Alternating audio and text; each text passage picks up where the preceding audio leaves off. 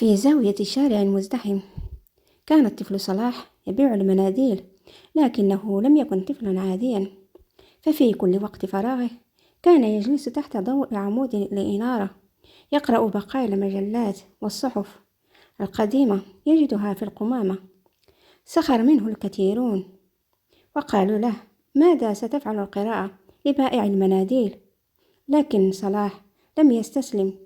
بدأ يوفر قرشا فوق قرش، وبدلا من شراء الطعام يشتري كتابا مستعملا ويعيد بيعه بربح بسيط.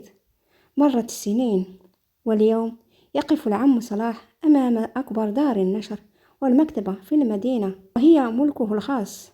لقد أثبت العم صالح للعالم أن القراءة ليست تفاهة، بل هي سلم الذي يخرجك من الفقر إلى قمة المجد. لا تسمح لأحد أن يكسر حلمك.